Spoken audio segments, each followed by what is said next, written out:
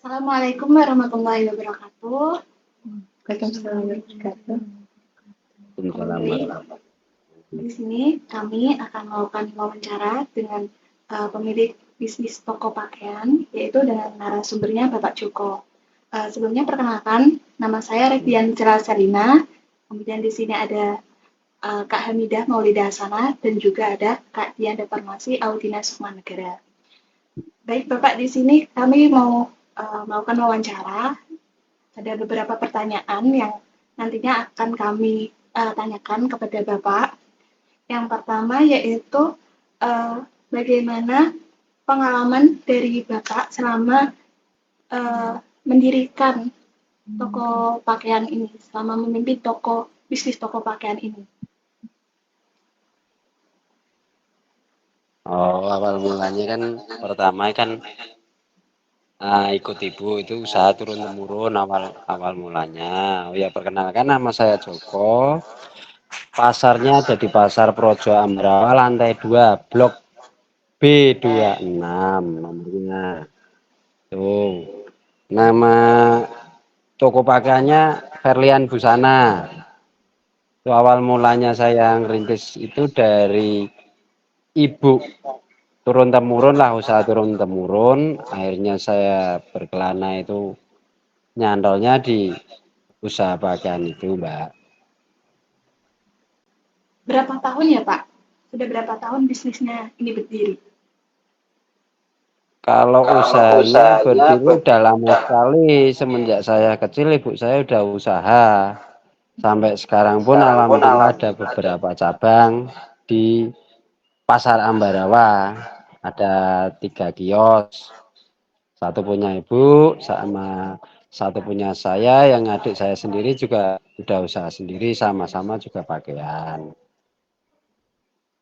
Nah, untuk pertanyaan selanjutnya, selama Bapak merintis bisnis ini, pasti kan mengalami konflik atau mungkin kendala gitu kan. Nah, bagaimana Bapak mengatasi konflik atau kendala tersebut?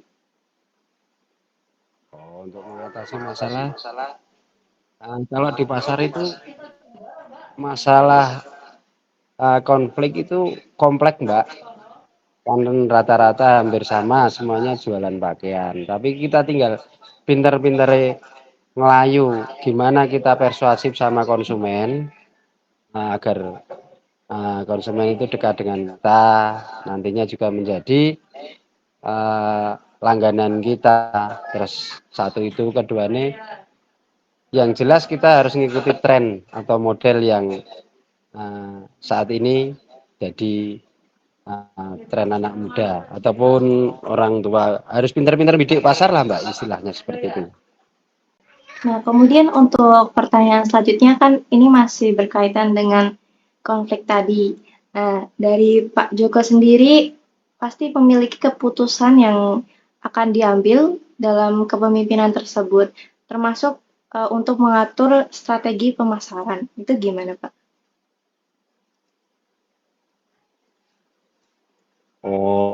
Ada strategi.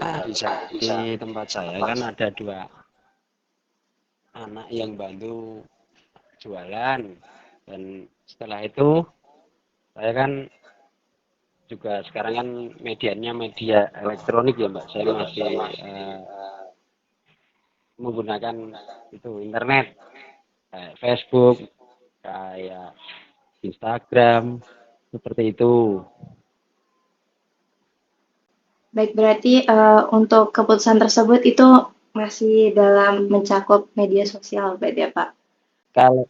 Kalau intern, masalah intern itu seperti kadang-kadang kan dipasarkan seperti itu. Ada pasang surutnya. Nah, pasang surutnya itu maksudnya dalam arti di pasar kan nggak mesti stuck di situ dok. Ada kadang-kadang kita kan boomingnya kan waktu Lebaran.